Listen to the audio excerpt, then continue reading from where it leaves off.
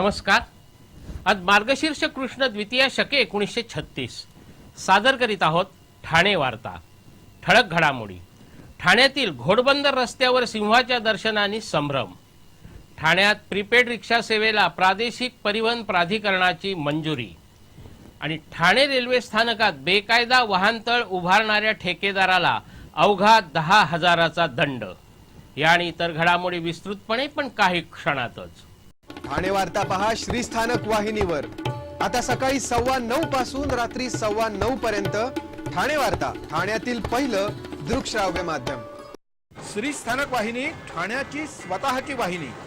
ठाण्यातील घडामोडी, कार्यक्रम, वादविवाद, अगदी गाणी, नाटक याचा आनंद घर बसल्या पहा श्रीस्थानक वाहिनी।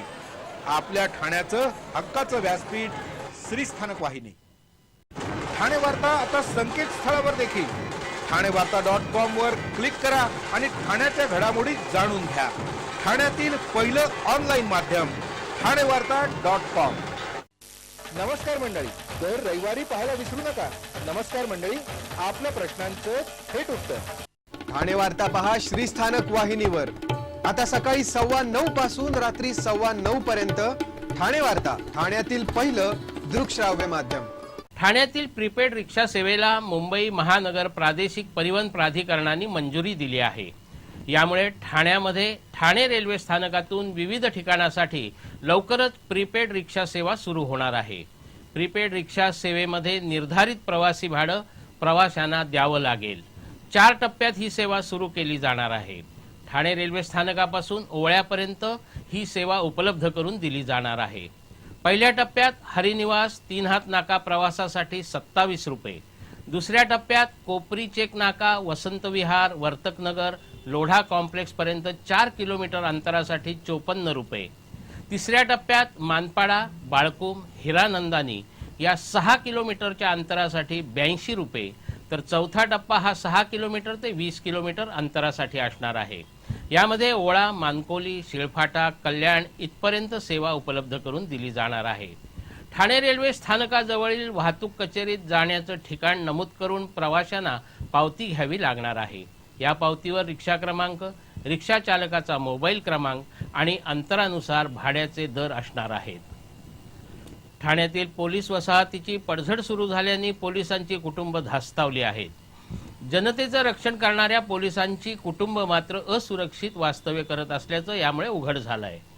जिल्हा शासकीय रुग्णालयासमोरील पोलीस चालक आणि इतर कर्मचाऱ्यांसाठी असलेल्या वसाहतीतील एका इमारतीच्या सज्जाचा काही भाग कोसळला।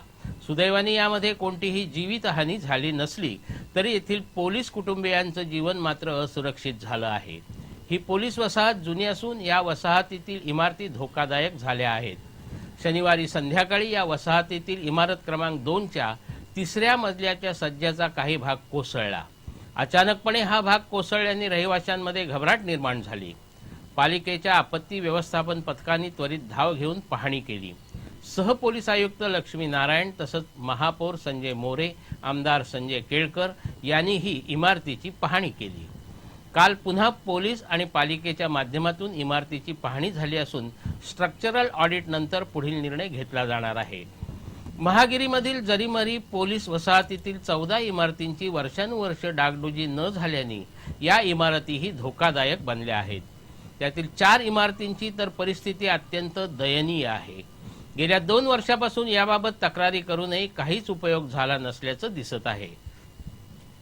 उपनगरीय गाडीच्या डब्यावर बसून प्रवास करणाऱ्या एका युवकाचा प्रयत्न त्याच्या जीवावर बेतला। उपनगरीय गाड्यांमध्ये गर्दीच्या वेळेत प्रमाणाबाहेर गर्दी असते, त्यामुळे अनेकदा प्रवासी 2 डब्यांच्या मध्ये अथवा टपावरून प्रवास करण्याचा प्रयत्न करतात, मात्र हे धोकादायक असतं। रेल्वे प्रशासनही डब्याच्या टपावर बसून प्रवास करू नये असं आवाहन करत असतं, पण अनेकदा टपोरी तरुण असा प्रकार करत असतात। काल संध्याकाळी फलाट क्रमांक 6 वर आलेल्या कल्याण छत्रपती शिवाजी टर्मिनस या उपनगरीय गाडीच्या छतावर बसून प्रवास करणारा एक युवक जळून खाक झाला। लोकलच्या पेंटोग्राफ जवळील ओव्हरहेड वायरच्या संपर्कात तो आल्याने शॉक लागून त्याचा मृत्यू झाला।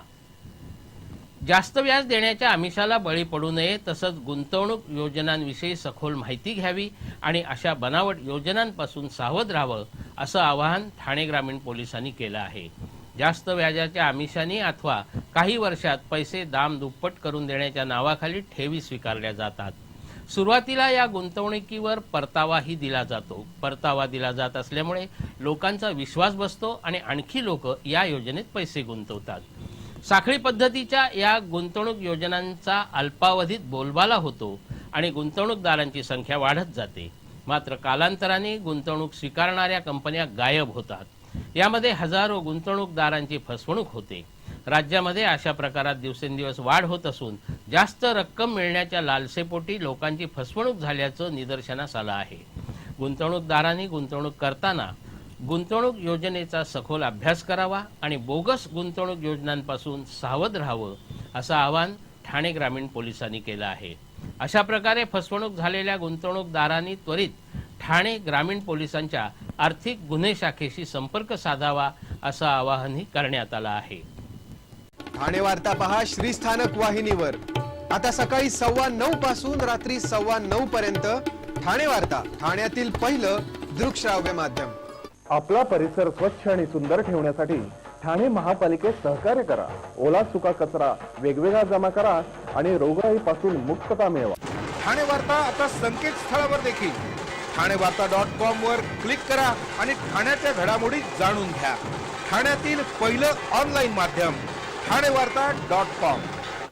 डॉक्टर आणि रुग्णांचं पिढ्यानपिढ्यांचं जिव्हाळ्याचं नातं म्हणजेच डॉक्टर बेडेकर हॉस्पिटल आता अत्याधुनिक सोयी सुविधा आणि तंत्रज्ञान युक्त वंध्यत्व निवारण केंद्रात IVF आणि टेस्ट ट्यूब बेबीची ही सुविधा।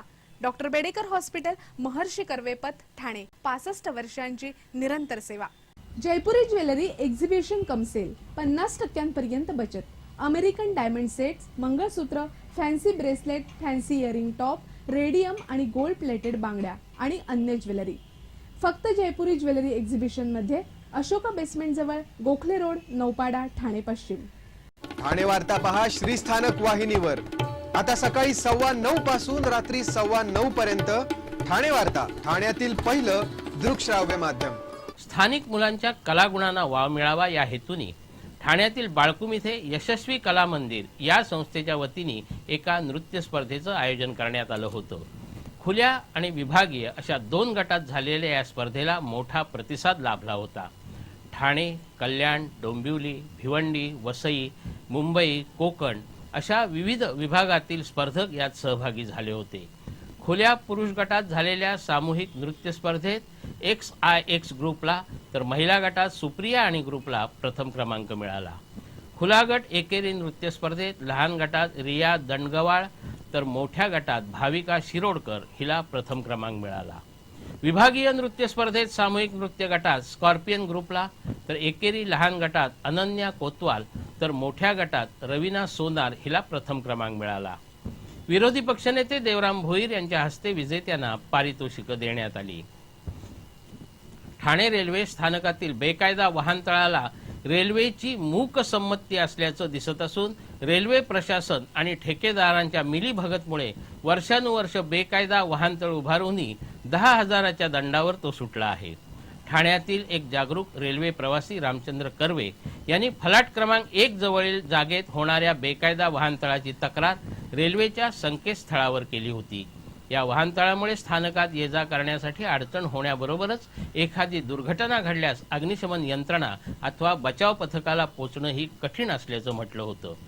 ठाणे रेल्वे स्थानकात प्रवाशांची गर्दी दिवसेंदिवस वाढत असल्यामुळे वाहनतळाचा प्रश्न गंभीर झाला आहे। रेल्वे प्रशासनाने रेल्वेची काही कार्यालय हटवून सुसज्ज वाहनतळ उभारण्याचा प्रयत्न चालवला आहे, पण सध्या या परिसरात बेकायदा वाहनतळ उभारणाऱ्या ठेकेदाराची मनमानी सुरू आहे। गेली अनेक वर्ष हा ठेकेदार रेल्वेची जागा वापरत आहे। कर्वे यांच्या तक्रारीनंतर रेल्वे प्रशासनाने ठेकेदाराने अतिक्रमण केल्याची कबुली देत संबंधित ठेकेदाराला 10,000 रुपये दंड ठोठावण्यात आल्याची माहिती लेखी दिली आहे। त्याचबरोबर या ठेकेदाराकडून रितसर परवाना घेऊन पुढील कार्यवाही केली जाणार असल्याचंही रेल्वे प्रशासनाने म्हटलं आहे। वर्षानुवर्ष बेकायदा वाहनतळाच्या नावाखाली लाखो रुपये वसूल करणाऱ्या ठेकेदाराला रेल्वेने अवघा काही हजार रुपयांचा दंड ठोठावून नामानिराळं राहण्याला कर्वे यांनी आक्षेप घेतला आहे। आता या प्रकरणी आपण रेल्वे मंत्र्यांकडे तक्रार करणार असल्याचं रामचंद्र कर्वे यांनी म्हटलं आहे। ठाण्यामध्ये अचानक बिबळ्याचं दर्शन घडलं असताना आता सिंहाचंही दर्शन घडल्यामुळे खळबळ उडण्याबरोबरच संभ्रमही निर्माण झाला आहे. घोडबंदर रस्त्यावर काल रात्री एक पूर्ण वाढ झालेला सिंह रस्त्यावरून फिरताना दिसला. या सिंहाचं चित्रीकरण सध्या सर्वत्र व्हायरल झालं आहे. सध्या वनविभागाने या सिंहाचा शोध सुरू केला आहे. काल मध्यरात्री घोडबंदर रस्त्यावर एक सिंह मस्तपैकी फिरताना आढळला. हा सिंह रस्त्यावरून फिरत असताना त्याचं चित्रीकरण मोबाईलवरून झालं. मोबाईलवर झालेलं हे चित्रीकरण सध्या व्हायरल झालं असून नक्की हा सिंह घोडबंदर रस्त्यावर होता का की आणखी कुठे याबाबत साशंकता व्यक्त होत आहे. हा सिंह रस्त्यावरून चालताना त्याचं गाडीत बसून चित्रीकरण करण्यात आलं असून समोरून आलेल्या वाहनांचे दिवेही चमकताना दिसत आहेत. चित्रीकरण करताना ही गाडी सिंहाच्या जवळ गेल्यावर सिंहाने पटकन रस्ता ओलांडून जवळच्या अंधारात धूम ठोकली. आतापर्यंत ठाण्यामध्ये बिबळ्याचं दर्शन अनेकदा झालं आहे. अगदी भर वस्तीतही बिबळ्या दिसला आहे. मात्र सिंहाचं ठाण्यात प्रथमच रस्त्यावर दर्शन झालं आहे. संजय गांधी राष्ट्रीय उद्यानातील सिंह पळून ठाण्यात आला का याचा आता शोध घेतला जात आहे. ठाण्यामध्ये काही भागात पाणी पुरवठा बंद झाला आहे. ठाणे महापालिकेच्या 600 मिलीमीटर व्यासाच्या जलवाहिनीचा वॉल फुटल्याने हा पाणी पुरवठा विस्कळीत झाला आहे. प्रादेशिक परिवहन कार्यालयाजवळ हा व्हॉल्व फुटल्याने हजारो लिटर पाणी वाहून गेलं. पालिकेच्या आपत्कालीन व्यवस्थापन पथकाला ही बाब कळताच या पथकाने त्वरित धाव घेऊन व्हॉल्व दुरुस्तीचं काम हाती घेतलं आहे. या जलवाहिनीतून जॉन्सन येथील जलकुंभाला पाणी पुरवठा होतो. या जलकुंभातून मनोरुग्णालय, रघुनाथनगर, लाल बहादूर शास्त्री मार्ग, नौपाडा, भास्कर कॉलनी आणि आजूबाजूच्या भागाला पाणी पुरवठा होतो. व्हॉल्व फुटल्याने या भागाचा पाणी पुरवठा विस्कळीत झाला आहे.